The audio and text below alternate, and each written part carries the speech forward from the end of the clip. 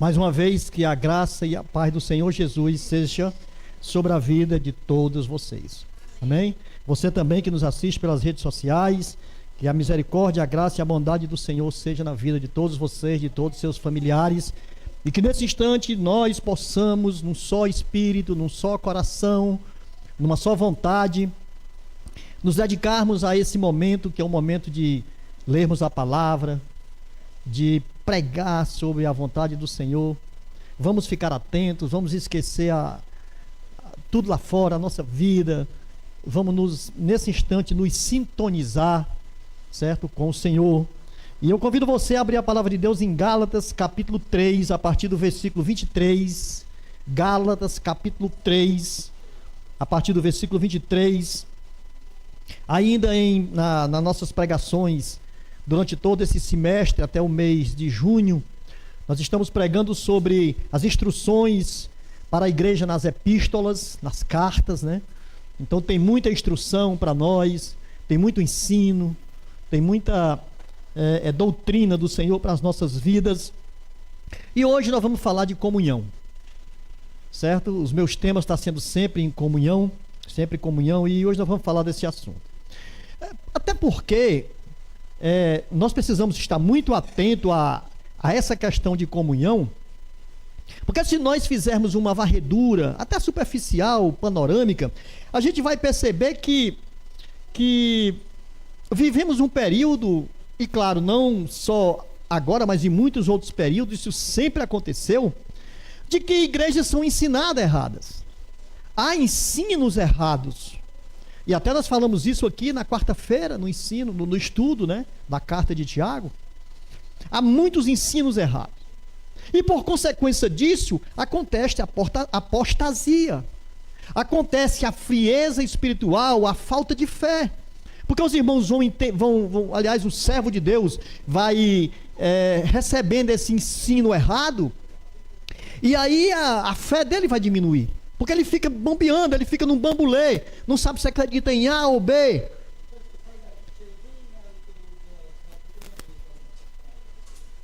Irmãos, eu vou esperar vocês se acalmarem para a gente poder continuar.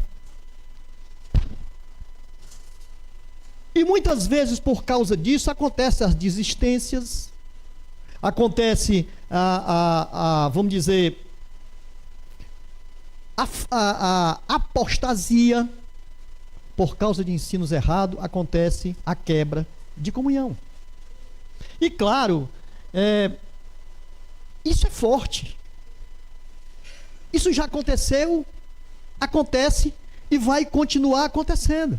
Porque veja bem, quantos de nós não conhecemos irmãos até que não estão mais no nosso meio?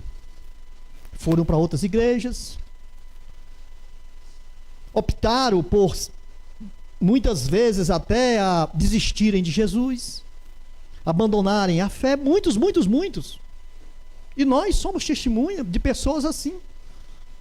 E claro, muitas vezes por causa de relacionamentos quebrados, muitas vezes por opiniões. A pessoa quer que a opinião dela seja doutrina e não é assim, e vai acontecer desse tipo de coisa. Isso gera falta de comunhão. Isso gera quebra nos relacionamentos, isso gera quebra na comunhão que o Senhor deu sua vida por isso. E muitos, nós sabemos que isso vem por consequências das doutrinas que não têm base apostólica. O irmão se envereda por esse caminho, ele entra por esse caminho. E isso gera, com toda certeza, essa falta de comunhão. Irmãos que se foram, caíram da fé, estão distantes, estão no mundo e até dizem assim: não, mas eu estou servindo a Deus. Eu estou em Deus. Não preciso estar na igreja para servir a Deus, eu posso servir ao Senhor em casa. Aliás, eu sirvo a Deus do meu jeito. Mas o jeito de servir a Deus é no jeito que Ele determina. Amém? É o jeito que Ele diz, é o jeito que Ele ensina. E nós precisamos ter os olhos abertos, os nossos olhos espirituais, os nossos ouvidos espirituais, para que a gente não entre por esse caminho de quebra de comunhão, porque isso vai gerar apostasia. E a apostasia ela vai nos levar para o inferno, porque nós iremos sair da presença do Senhor. Então é um alerta. Aqui em Gálatas estava acontecendo uma série de coisas em que doutrinas erradas estavam sendo atribuídas, mostradas à igreja, e a igreja estava querendo sair e voltar à velha prática, à prática do judaísmo. Então Paulo aqui, ele vai bater com relação a isso.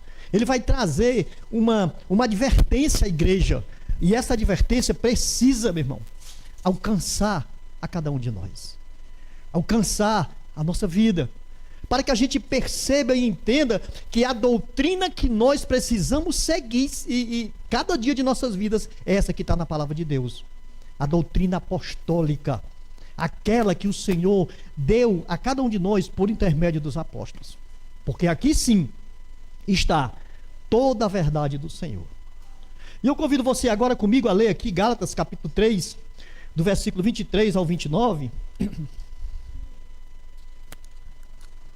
Diz assim a palavra de Deus: mas antes que viesse a fé, éramos mantidos debaixo da lei, nela confinados, para a fé que havia de ser revelada. Desse modo, a lei se tornou o nosso guia, para nos conduzir a Cristo, a fim de que pela fé fosse justificados. Mas tendo chegado à fé, já não estamos sujeitos a esse guia. Que guia? A lei. Pois todos sois filhos de Deus pela fé em Cristo Jesus. Porque todos vós, que em Cristo fostes batizados, vos revestistes de Cristo. Não há judeu, não há grego, não há escravo, nem livre, não há homem, nem mulher, porque todos vós sois um em Cristo Jesus. E se sois de Cristo, então sois descendentes de Abraão e herdeiros conforme a promessa. Vamos orar.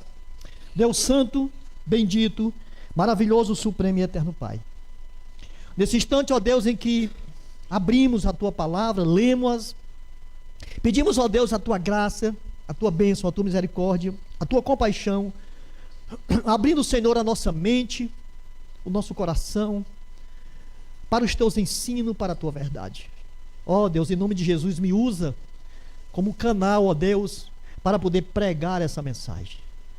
Que não seja eu, ó Deus, mas que seja o Teu Santo Espírito, ó Deus, ensinando a Tua igreja.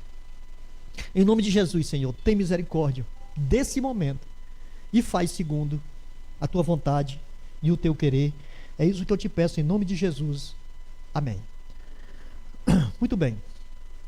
Para que a gente possa entender esses versículos que eu acabei de ler, a gente precisa dar uma olhada no contexto aqui desse texto. E Paulo, ele escreve a carta aos Gálatas, porque na realidade, ele dá uma resposta, ele vem trazendo aqui uma resposta aos críticos, aos falsos mestres, aos falsos pregadores que estavam na região da Galácia. Eles estavam naquela região e eles, na realidade, eles vinham trazendo falsos ensinos. Eles estavam deturpando a mensagem de Paulo. Eles estavam deturpando o evangelho que Paulo havia pregado, que Paulo havia ensinado. Então o que eles faziam? Eles criticavam o apóstolo, o apostolado de Paulo, eles criticavam pesadamente, chamavam Paulo de mentiroso, de impostor, de alguém que não era autêntico, que não era compatível com os 12 apóstolos. Tudo isso eles levantaram contra Paulo. Então Paulo, ele escreve essa carta defendendo o seu apostolado, defendendo a mensagem do evangelho ao qual ele tinha pregado aos gentios, a qual ele tinha ensinado a eles, no momento que ele implanta essa igreja em Gálatas, na Galácia. E Paulo, ele com toda a responsabilidade, ele traz esse ensino, ele traz essa vamos dizer, essa doutrina, combatendo esses falsos mestres, esses falsos pregadores, esses falsos críticos, né? Vamos dizer assim, com relação àquilo que ele vinha pregando. E veja bem, vai aí o capítulo 1, no capítulo 1, volte aí um pouquinho para o capítulo 1. Capítulo 1, versículo 13. É interessante aqui, Porque Paulo claramente, ele mostra que o evangelho que ele prega, o evangelho da justificação pela fé, é autêntico. É um evangelho autêntico. Não é nada que ele inventou, não é nada que ele criou. E ele vai dizer aí no versículo 11, ó, meus irmãos, leia aí comigo, meus irmãos, eu quero que saibais que o evangelho por mim anunciado não se baseia nos homens, porque não recebi de homem algum, nem me foi ensinado, mas o recebi por uma revelação de Jesus Cristo. Paulo aqui, ele diz, olha, eu não recebi nada de homem para pregar, eu não recebi nada de homem para ensinar, o que eu recebi aqui foi a revelação de Jesus. E aliás, o que Paulo está pregando aqui, diga-se de passagem, nós precisamos compreender, é que Paulo está pregando exatamente o que estava na lei, no Antigo Testamento, nos profetas, em Abraão. Porque Abraão, na realidade, era o pai da fé. E veja que Paulo, ele cita isso aqui no capítulo 3, versículo 6. Ele está citando aqui algo muito interessante. Olha o versículo 6 de capítulo 3. O que é que ele vai dizer?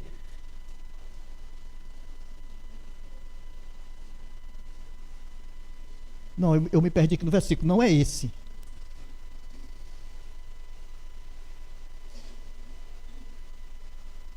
Na realidade, Paulo, ele faz uma citação aqui muito importante, de quando ele entra nessa parte aqui, dizendo que o que ele recebeu não foi de homens, mas foi do Senhor. Ele mostra o que estava na lei. Ele vem mostrando o que estava na lei. Então ele começa exemplificando Abraão. Ele mostra aqui, começa a dizer que Abraão é o pai da fé. E Paulo começa vamos dizer, erradicar, a combater a quebra do falso ensino. Porque ele começa a mostrar que Jesus é superior à lei. E eles estavam querendo voltar para a lei. E com certeza, isso levava eles a uma quebra de comunhão.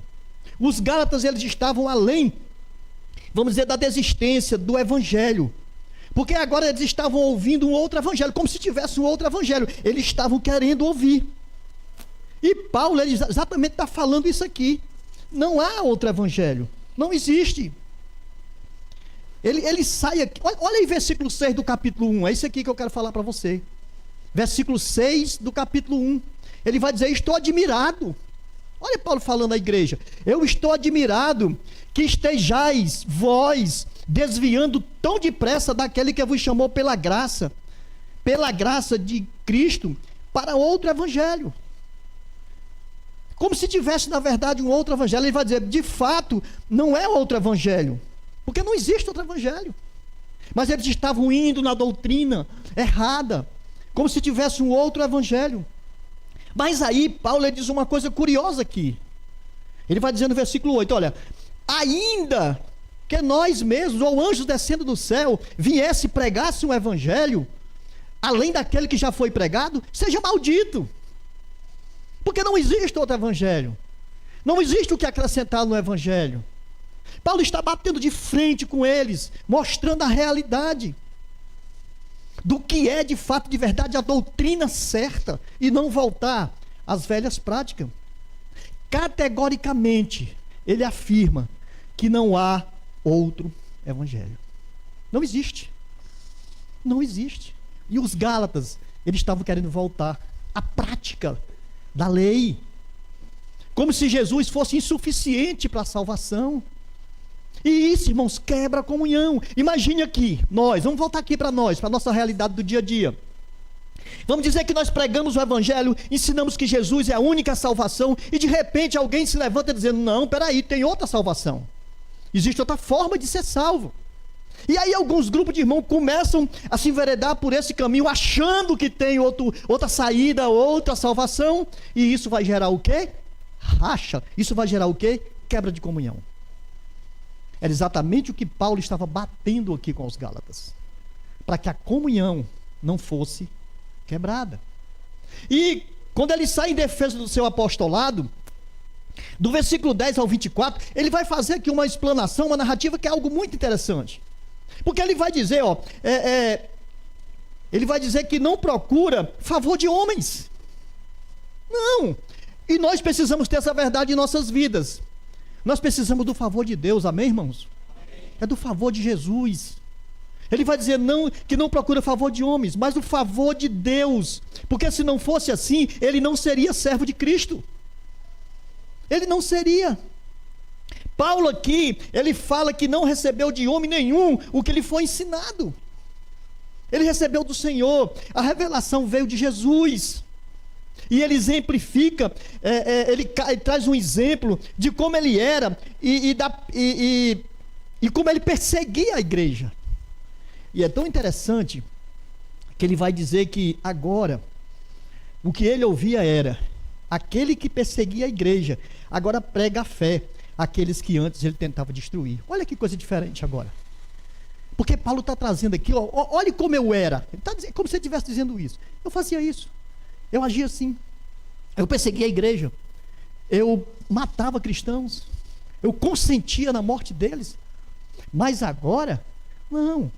Agora eu prego a fé. Eu luto pela fé daqueles que eu perseguia. Ele está trazendo esse exemplo. E aí, no capítulo 2, Paulo ainda continuando fazendo a defesa do seu apostolado, ele vai fazer uma narrativa de que quando ele esteve em Jerusalém, um grupo de judaizantes, né, após a conversão de Tito, eles queriam forçar Tito a ser circuncidado. Tito não era judeu, Tito era grego, mas eles queriam que ele fosse circuncidado para validar a salvação. Então Paulo vem batendo em tudo isso.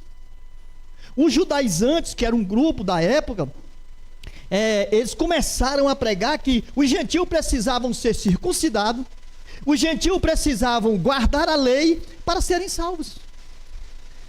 Mas a única forma de ser salvo é acreditar, é ter fé, é entregar a vida a Cristo Jesus. Porque sem Jesus não há salvação. Os judaizantes aqui, eles estavam ensinando que somente a graça não era suficiente para a salvação. Não, não era. Segundo eles, não era suficiente. Porque a fé também não só a graça, mas a fé também não era suficiente. Nem a fé e nem a graça, o que eles estavam pregando aqui. Eles estavam ensinando que além da obra de Cristo, era necessário também as obras da lei. Olha que coisa maluca. Olha que coisa doida aqui. Irmãos, Deus confiou a Paulo o apostolado aos gentios. Porque essa confusão toda começa aqui, porque Paulo prega aos gentios, os gentios se convertem e os judeus ficam enciumados.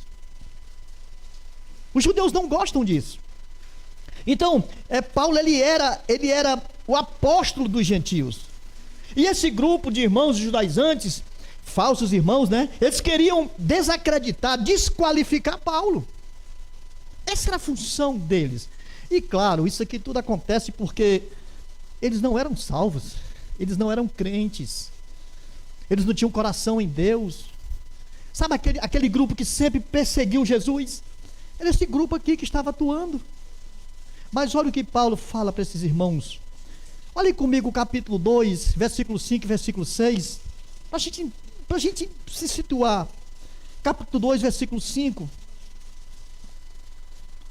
Paulo falando: mas nem por um momento cedemos ou nos submetemos a eles, para que a verdade do evangelho permaneça convosco. E aqueles que pareciam ser importantes, ainda que o tenham sido no passado, isso não me importa, pois Deus não considera a aparência humana. Esses que pareciam ser importantes, nada me acrescentaram. Eu acho fantástica essa resposta de Paulo, porque isso aqui precisa ser para mim e para você uma lição importantíssima aqui. Veja aqui. Existem aqueles mais velhos na fé, como tinha aqui, vamos dizer, nessa igreja aqui, os que se levantaram, e talvez judeus aqui mais velhos. Mas eles se levantam contra a doutrina certa. E Paulo vai dizer: isso não me importa, eles não me acrescentam em nada falarem contra o que eu estou pregando. Porque Deus, na realidade, Deus não considera a aparência humana. Deus olha o coração. Deus olha aquele que é convertido. Deus olha aquele que se entrega a Ele.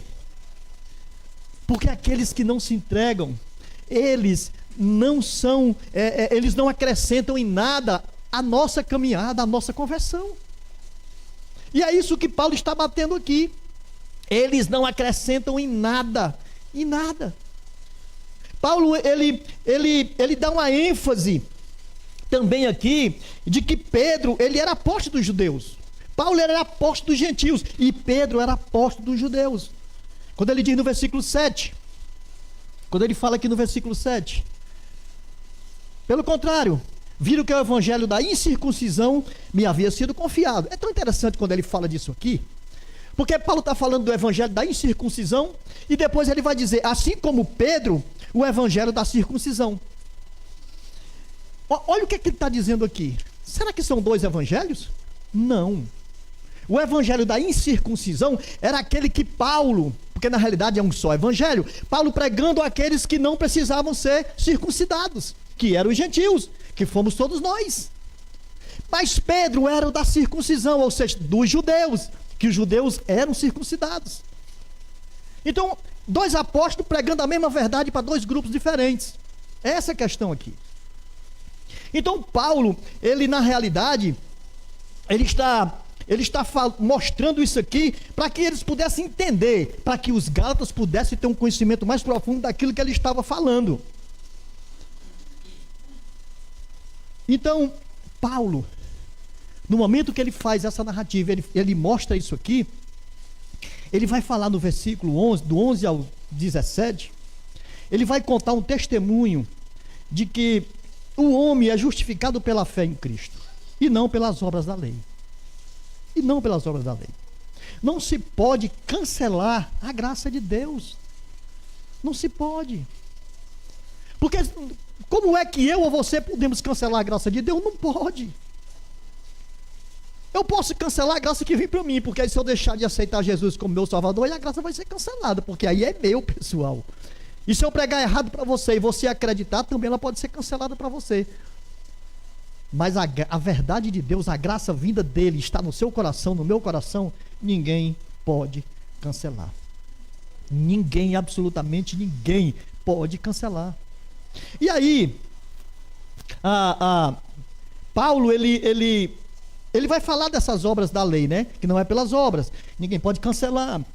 E porque se fosse assim, a justiça de Deus, se a justiça de Deus fosse por meio da lei, Cristo havia morrido inutilmente.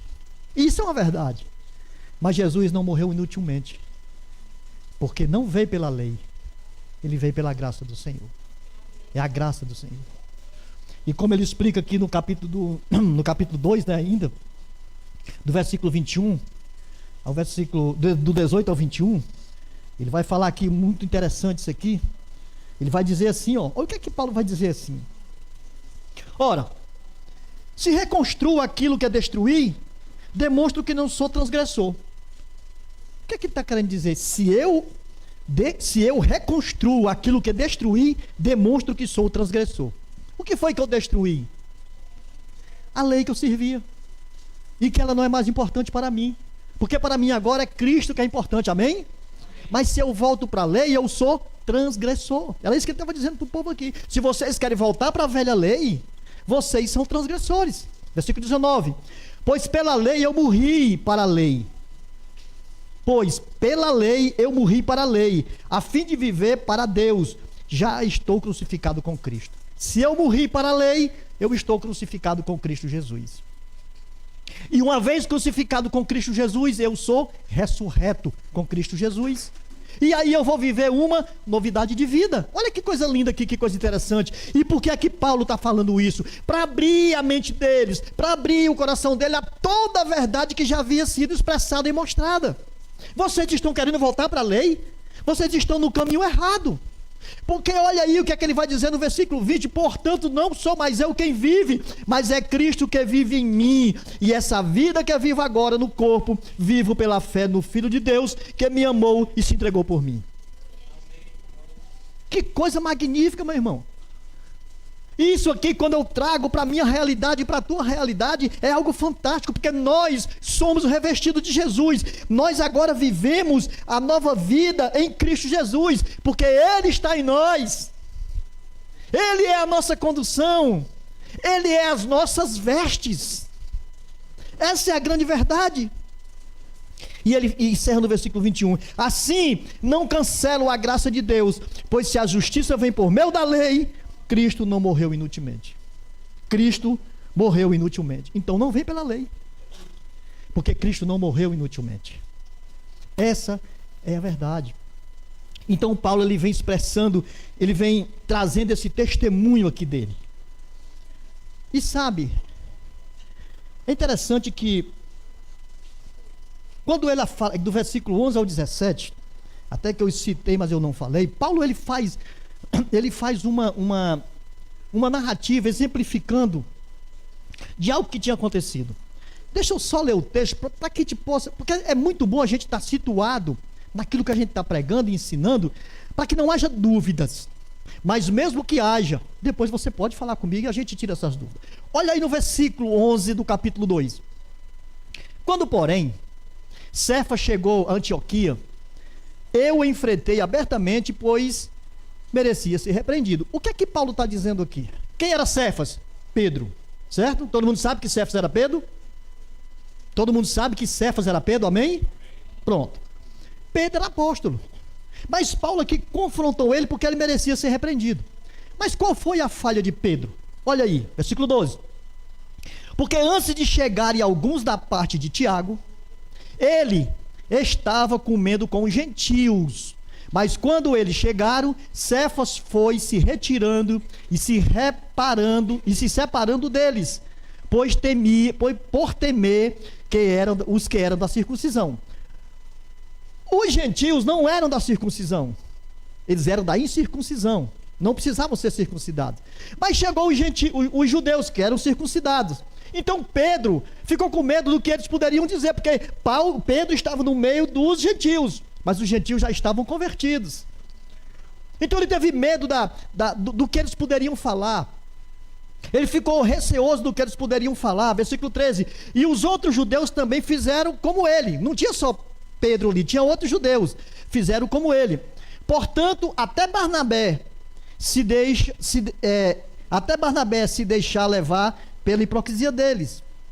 Mas quando vi que não agiam corretamente, conforme a verdade do evangelho, disse a Cefas, na frente de todos, ele não foi falar com ele em particular, ele disse para todos, porque ele estava errado. Se tu, sendo judeu, vive como os gentios e não como os judeus, por que obriga os gentios a viver como judeus? Porque a prática da circuncisão era a prática dos judeus. Nós, judeus, por natureza, não pecadores nós, judeus, por natureza, e não pecadores dentre os gentios. Sabemos, contudo, que o homem não é justificado pelas obras da lei, mas pela fé em Jesus Cristo. Nós também temos crido em Cristo Jesus para sermos justificados pela fé em Cristo e não pelas obras da lei, pois ninguém será justificado pelas obras da lei. Aí ele termina no versículo 17. Mas se, procurando ser justificado em Cristo, nós mesmos também fomos encontrados pecadores, e seria por acaso Cristo ministro do de modo nenhum. Então ele traz esse debate aqui com Pedro, né? Dizendo: Pedro, tu está errado. Olha, os gentios agora são irmãos. Então você, com medo dos judeus, você está sentado com eles e deixa eles lá e sai por causa de alguma opinião que pudesse surgir. Você está errado. Você está errado. Porque os gentios agora também são filhos de Deus. Porque Jesus os alcançou. O evangelho foi pregado para eles e eles aceitaram Jesus como Salvador de suas vidas. Amém? Então todo esse contexto aqui levou Paulo aqui, né, na realidade, ao capítulo 3, para fazer essa vamos dizer, essa pegada de frente com essa doutrina aqui. Paulo ele vai no capítulo 3 e ele começa a fazer agora a defesa do evangelho. Ele vai dizer que a lei é incapaz de salvar, mas ela conduz a Cristo e a fé. Isso é uma verdade. A lei não salva, mas ela conduziu até Jesus. Conduziu a fé. E Paulo chama a atenção dos Gálatas aqui, e ele começa chamando-os de insensatos. Olha aí o versículo 1 do capítulo 3. Vamos ler o capítulo 3 agora. A gente entrando agora numa outra esfera, ele defendendo agora o evangelho. Paulo diz assim, ó, versículo 3, capítulo 3, versículo 1. Ó Gálatas insensato, quem vos seduziu? Não foi diante de vós que Cristo foi exposto como foi crucificado? Olha como ele fala aí. Olha o que é que Paulo está dizendo aí. Versículo 2. É só isso que quero saber de vós. Foi pelas obras da lei que recebeste o Espírito, ou pelaquilo que ouvistes? Sois tão insensato assim, a ponto de, tendo começado pelo Espírito, agora vos aperfeiçoando pela carne? Será que sofrestes tanto por nada? Se é que isso foi por nada. Aquele que vos dá o Espírito e que realiza milagres entre vós, será que o faz pelas obras da lei ou pela fé naquilo que ouvistes? O que é que Paulo está dizendo aí? Havia uma insensatez, havia uma imprudência, havia um desequilíbrio nas atitudes dos Gálatas. E aqui, irmãos, olha, eu quero trazer isso para a minha realidade, para a sua, para que essa insensatez, essa imprudência não bata nos nossos corações, para a gente deixar de olhar para a salvação em Cristo Jesus e olhar para as outras coisas. Como bem nós ouvimos aqui na quarta-feira, cuidado com o que você ouve, filtre aquilo que você escuta.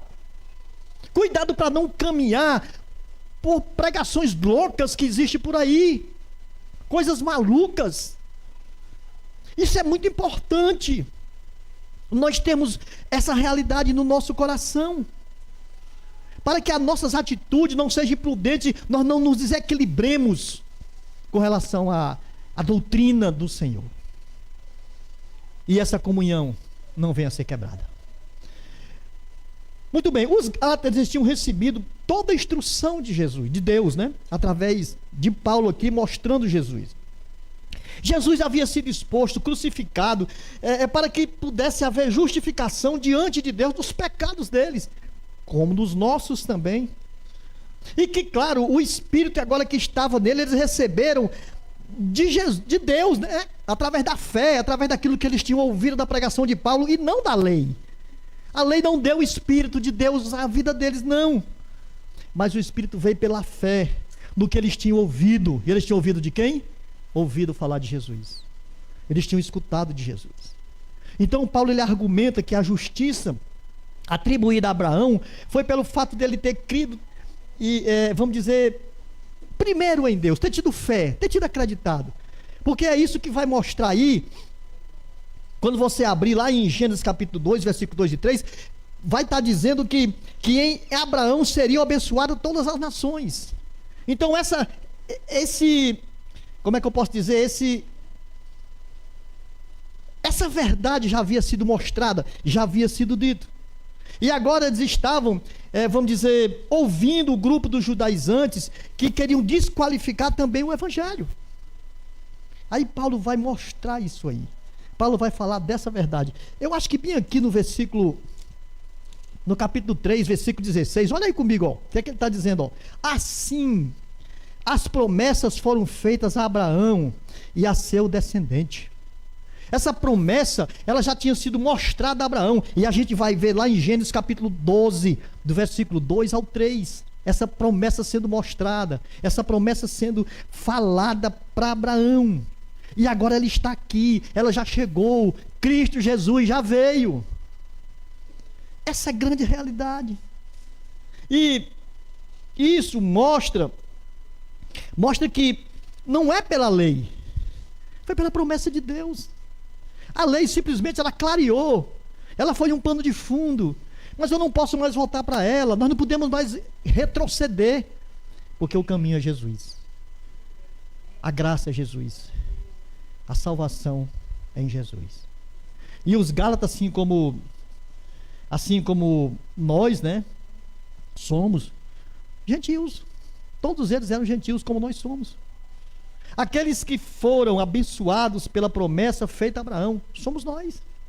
Os Gálatas receberam, nós recebemos. E Paulo reforça dizendo que a lei não anula a promessa de Deus. Ninguém anula um testamento já validado e nem lhe acrescenta coisa alguma, porque já está validado. Foi por essa promessa que Deus concedeu a Abraão a herança gratuitamente, e é por essa promessa que nós recebemos também de Deus gratuitamente.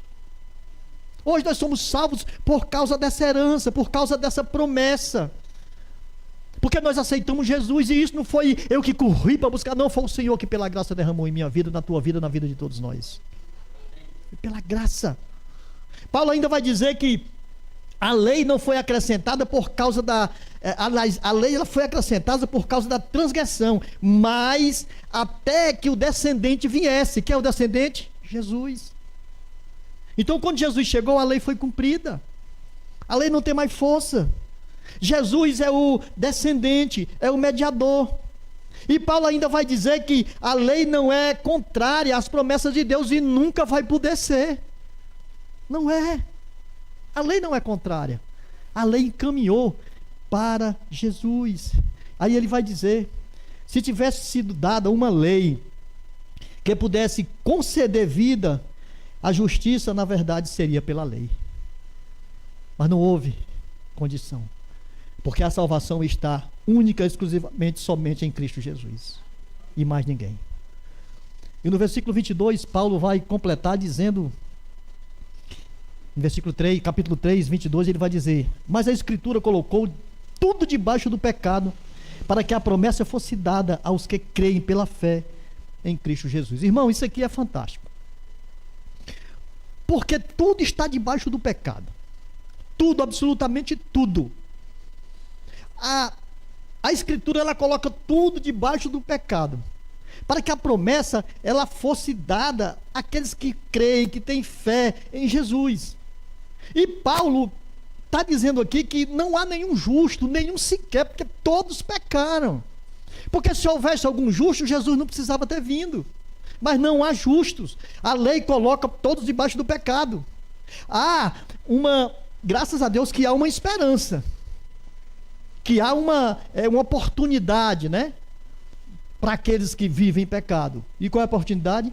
Crer, ter fé em Jesus. Essa é a saída. É a única saída. É a única necessidade, vamos dizer, é a única porta aberta para se chegar a Deus, é Jesus. E essa incerteza dos Gálatas, né, por causa da doutrina errada que estava sendo pregado, né, eles estavam quebrando essa comunhão, estava quebrando a comunhão da igreja, estava deturpando tudo aquilo que Paulo estava pregando. E, como eu já falei, nós já vimos, né, isso aqui nas quartas-feiras. Mas sabe, irmão, o que nós precisamos ver aqui, e agora vamos entrar no texto que foi lido, né, porque isso foi todo um contexto. É muito importante aqui a gente ver vamos dizer, o que Paulo está querendo mostrar com esses versículos do 23 ao 29. O que lições é que Paulo está jogando para eles e vamos tirar para nossas vidas também, para a nossa caminhada. Teologicamente, ele traz uma exortação que atravessa gerações. E claro, se não atravessasse, ela não teria chegado até nós, tanto para a época dele como para os nossos dias atuais, certo? Ele mostra a superioridade de Cristo em relação à lei. Primeiro ponto que ele vai mostrar é isso aqui: Jesus é suficiente, é a promessa, a única e completa salvação que nós temos. Não tem outra coisa, não existe outro. Não existe santo A, santo B, senhora tal, não existe, é Jesus, somente Jesus é a salvação eterna.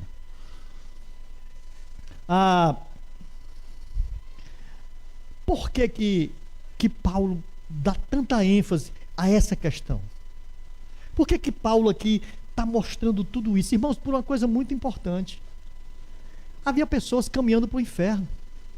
E aqueles que estão fora da doutrina do Senhor, eles caminham para o inferno. Eles vão se arrebentar. E como nós sabemos, não apenas aqueles que ensinam errado serão cobrados, mas aqueles que aprendem errado também serão cobrados. Porque eu e você, nós temos a responsabilidade de examinar as Escrituras. Irmão, o que eu estou pregando aqui, examine. O que eu estou ensinando aqui, vejam. Porque se eu errar, você vai dizer, pastor, você errou nisso aqui. Amém, o Senhor clareou você para me dizer, e eu sou grato a isso. Porque serei cobrado pelaquilo que ensinei errado. Então, nós não podemos... E era isso que Paulo estava fazendo aqui. Paulo correu para cima e veio mostrar isso aqui a eles. Vocês precisam entender que a verdade é aquela que eu preguei. É aquela que eu ensinei. E aí, Paulo vai dizer aqui em primeira instância que só Jesus nos justifica completamente. Olha aí o versículo 23 até o versículo 24. Mas antes que viesse a fé, éramos mantidos debaixo da lei, nela confinados, para o que haveria de ser revelada. Desse modo, a lei se tornou nosso guia, para nos conduzir a Cristo, a fim de que pela fé fôssemos justificados. Ele termina dizendo que pela fé nós seremos justificados. Paulo aqui, ele estava ensinando, mostrando que não há uma outra saída sem Jesus. O povo judeu estava sob a restrição da lei. Eles caminhavam sob a restrição da lei. Eles estavam sob a jurisdição da lei, sob a custódia temporária dessa lei. A lei, ela criava exigência, mas ela não resgatava o homem do pecado. Ela não tirava o homem do pecado. Jesus tira. Jesus tira. Mas a regência dessa lei foi apenas até que Cristo viesse. Então Paulo já havia pregado Cristo para a igreja. Então Jesus já havia chegado. Então não havia mais nada que voltar atrás. Não havia. Não há nada que pudesse, vamos dizer, suprir a necessidade espiritual daquele povo que não fosse Jesus. Então a lei serviu de aio, sim, serviu de tutor, serviu sim. Mas agora não mais, porque Jesus chegou. Agora se vive pela fé. A fé nos justifica, porque a fé é diretamente em Cristo Jesus. Amém? E sabe, não fazia sentido nenhum, e não faz, voltar para a lei. Não faz sentido voltar para a lei. Não faz sentido deixar o caminho da fé. Não faz sentido quebrar a comunhão. Não faz sentido, vamos dizer, quebrar aquela comunhão conquistada com o sangue de Jesus. Não há. Não há sentido nenhum dizer que é inútil o que Jesus fez na cruz do Calvário. Não há. Irmãos, se eu e você desconsiderarmos todo o sacrifício de Jesus, nós estamos dizendo que Deus é mentiroso. Paulo, ele vai para cima aqui dos Gálatas com essa exortação, preocupado. É tanto que lá ele vai dizer, vocês são tão insensatos, vocês são loucos. Paulo vai falar essa verdade. Então a primeira lição é que Jesus nos justifica completamente. A segunda lição é que a salvação não vem pelas obras, mas pela graça mediante a fé em Jesus. Olha o versículo 25. Mas tendo chegado à fé, já não estamos sujeitos a esse guia. As obras não vêm não vem de forma nenhuma pela lei, não vem. Não vem. A salvação vem pela obra, não vem pela obra, mas vem pela graça mediante a fé em Cristo Jesus. Mediante a fé. A lei, ela foi cumprida, cumpriu o seu propósito. Encaminhou para Cristo, encaminhou para a verdade. Se tornou obsoleta. A fé chegou e hoje, com certeza, nós estamos sob não estamos mais sob essa tutela da lei. Nós estamos sob a graça, sobre a fé que é Cristo Jesus. É nessa caminhada. Então a salvação, essa salvação não vem pelas obras, mas vem pela graça. E como é que nós sabemos disso? Porque na palavra de Deus nos ensina de muitas maneiras. A gente vai ver lá em Romanos 8 que diz que nenhuma condenação há para aqueles que estão em Cristo Jesus. E se não há condenação para aqueles que estão em Cristo Jesus, para que voltar para a lei que era condenação? Somente Jesus é o que nós precisamos em nossas vidas. E sabe, a palavra de Deus nos mostra muitos textos, né, que vai falar sobre, vamos dizer, sobre essa graça redentora, sobre essa fé. E nós precisamos olhar com os nossos olhos espirituais e ver que devemos aceitar esse sacrifício de Jesus. Devemos ver que a sua crucificação e a purificação dos nossos pecados foi o sangue dele derramado lá na cruz do Calvário. Nós precisamos entender que retroceder à vida velha passada não faz sentido algum. É a mesma coisa que eu fui convertido, você foi convertido, mas agora está tão bom, eu vou fazer o seguinte, eu vou voltar para a minha vida velha que eu vivia antes, vou caminhar lá um pouquinho, depois se eu quiser eu volto, está tudo bem, porque eu já aceitei Jesus como Salvador. Não. Uma vez salvo não é sempre salvo. Nós precisamos olhar e ver que nós fomos alcançados, somos salvos, mas nós precisamos permanecer nessa salvação e não retroceder à vida velha, não desistir em meio às dificuldades, que tem muita dificuldade, mas não podemos desistir dela, não podemos quebrar essa comunhão, porque nessa comunhão nós podemos ver o quanto o Senhor está trabalhando nela. Terceira lição é que o Evangelho ele torna todos filhos de Deus mediante a fé em Cristo Jesus. Versículo 26 ao versículo 28 diz assim, pois todos sois filhos de Deus pela fé em Cristo Jesus, porque todos vós que em Cristo fostes batizados, vos revestiste de Cristo. Não há judeu, nem grego, não há escravo, nem livre, não há homem, nem mulher, porque todos vós sois um em Cristo Jesus. Tanto judeu como gentios receberam a salvação no crer, ao crer no Evangelho do Senhor Jesus.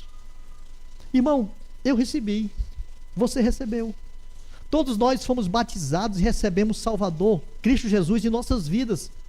Todos nós. E dele nós nos revestimos. Assim como os Gálatas receberam e se revestiram. Então não fazia sentido voltar. Porque cada um de nós temos a responsabilidade de examinar e ver toda essa verdade cada dia em nossas vidas. Essa verdade é essa que o Senhor está mostrando na sua palavra. A unidade que nós precisamos ter, porque ela é fator fundamental para que nós possamos ter comunhão todos os dias. Para que nós possamos caminhar nessa comunhão todos os dias. Jesus, no Evangelho de João capítulo 17, ele ora por essa unidade. Aquele capítulo que nós conhecemos como a oração sacerdotal. No versículo 21, Jesus vai dizer, vai orar e vai pedir por essa unidade. Ele vai dizer, para que sejam, Pai, eles, todos nós, a igreja, para que sejam um, como tu, Pai, és em mim. João 17, 21. Ele ora por essa unidade. Ele ora para que nós sejamos um. E nós, irmãos, precisamos olhar e ver o quão o Senhor se importa por essa comunhão, por essa unidade. E para encerrar, uma última lição aqui. A salvação está disponível a todos que creem nas promessas do Senhor. Olha o versículo 19, versículo 29, aliás. E se sois de Cristo, então sois descendentes de Abraão e herdeiros conforme a promessa. Paulo encerra aqui a sua exortação dizendo que a salvação está disponível a todos. Todos podem receber. A salvação ela é baseada nas promessas de Deus a Abraão, das promessas que ele fez a Abraão, e nós recebemos também. Nós herdamos pela fé, nós cremos, nós recebemos. Porque essa foi a base pela qual a promessa foi dada, em primeiro lugar, pela fé. Foi pela fé.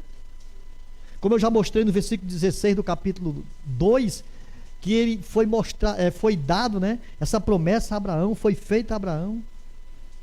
E essa promessa, irmão, está na palavra de Deus todo dia. Todo dia. Para aqueles que creem, para aqueles que têm fé. Marcos 16 vai dizer que quem crê e for batizado será salvo. Porém, quem não crê será condenado. Em Atos 16:31 vai dizer: crê no Senhor Jesus e será salvo tu e a tua casa. Tudo é promessa, irmão. Tudo é promessa feita. E está aí para todos aqueles que querem, porque ela está disponível a quem quer ter a vida salva, a quem quer alcançar a vida eterna. E ele fala no capítulo 4 de Atos, versículo 12, dizendo que não há salvação em nenhum outro, pois debaixo do céu não há outro nome entre os homens pelo qual devamos ser salvos. Qual é esse nome? Jesus. Somente Jesus. Somente Jesus. Paulo faz essa exortação à igreja dos Gálatas. Paulo traz essa exortação atravessando os séculos. E aqui nós vemos que Paulo defendeu o seu apostolado. Nós vemos que Paulo defendeu o evangelho pregado, porque ele pregou o evangelho genuíno. Não tinha nada que os Gálatas quererem voltar. Mesmo que esse grupo de judaizantes viesse ensinando, mas eles deveriam examinar aquilo que havia sido pregado. Paulo mostra que a comunhão precisa ser vivida. Por que nós estamos falando tanto de comunhão, irmão? Porque a comunhão funciona. Uma pergunta: aquela reunião de vocês mulheres ontem, na casa da Inês, da melhor idade, é que se chama, né? Foi maravilhosa? Vocês que estavam lá, foi boa? Foi boa. E por que é que foi boa? Porque houve comunhão. Porque se está falando de comunhão, se está pregando comunhão. A reunião dos jovens de todas as igrejas ontem lá, os jovens que tiveram lá, foi boa? Foi maravilhosa. Por quê? Porque houve comunhão, porque está havendo comunhão, porque está sendo pregado sobre comunhão. Ela precisa ser vivida. Que nós possamos continuar vivendo essa comunhão. E se você não está participando, irmão, participe, se envolva, porque a igreja cresce. Amém? E você também cresce. Paulo aqui, ele exortou sobre os falsos ensinos. Nós precisamos olhar a veracidade do ensino. Nós precisamos ter essa palavra viva no nosso coração, porque a verdade está aqui. A verdade não é o achismo. A verdade não é o que se fala sem base. A verdade é aquilo que está na palavra de Deus, embasada na doutrina dos apóstolos. Amém? É essa a verdade. Paulo também diz que Jesus é superior à lei.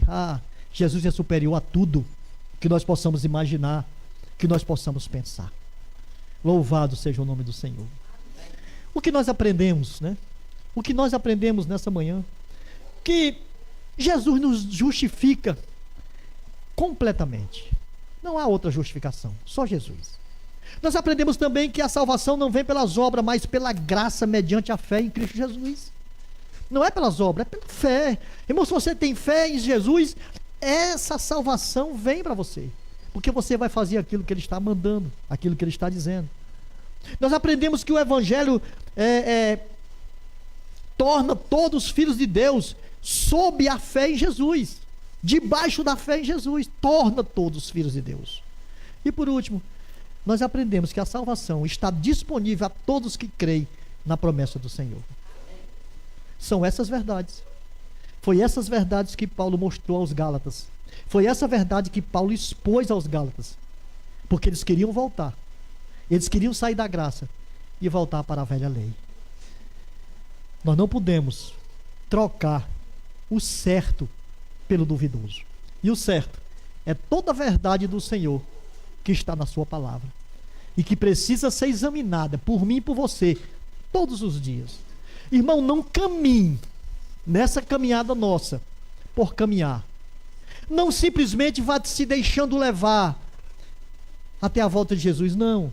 Se envolva, participe, seja crente, seja salvo no Senhor, porque com o momento que você pega essa palavra e você mergulha nela e você se inteira dela, a sua caminhada fica mais fácil, porque você vai ter certeza no seu coração para onde você está indo.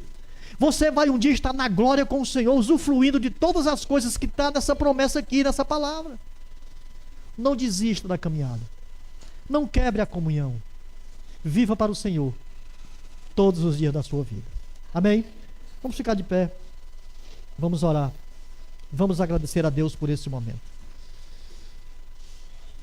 Soberano Deus, bendito, eterno e maravilhoso Pai. Em nome de Jesus, Senhor, nós queremos, Senhor, agradecer a Ti, Pai, por essa verdade.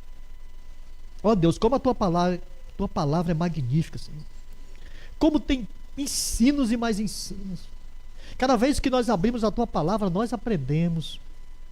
Cada vez que nós abrimos a Tua palavra, tem uma exortação do Senhor, fazendo-nos voltar para o caminho certo, caminhar pelo caminho certo. Ó Pai, em nome de Jesus, obrigado, meu Deus, pelas misericórdias do Senhor, por Senhor ter tido misericórdia de nossas vidas, porque até aqui, ó Deus, o Senhor tem nos ajudado, e assim está na Tua palavra.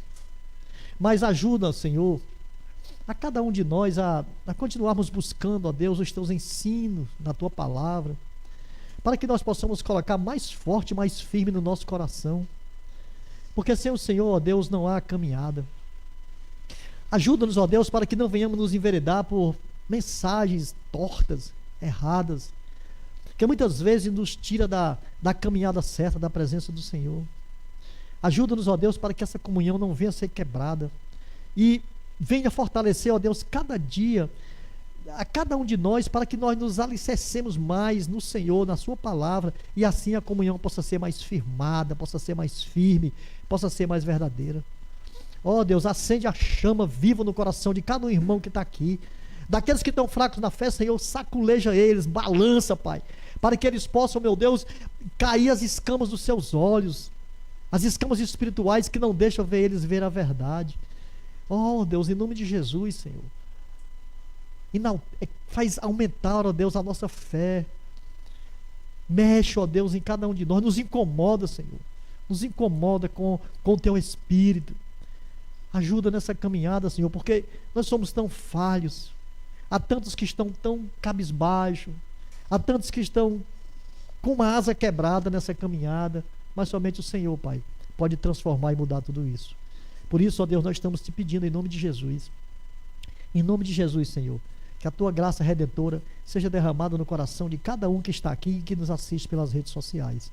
Em nome de Jesus, o Teu Filho amado, Senhor, eu te agradeço por todas as coisas. Nos leva em paz, ó Deus, ao nosso lar, na nossa caminhada, e que nós possamos ter uma semana, Senhor, cheia da Sua presença, cheia da Sua misericórdia, cheia dos Seus cuidados. Em nome de Jesus, eu te agradeço hoje e sempre. Amém. Louvado seja o nome do Senhor e que Deus abençoe, meu irmão, a sua vida e as nossas vidas. Amém. Irmã, só um aviso ali na frente, bem rapidinho, prometo que é rápido, voado. 2 minutos.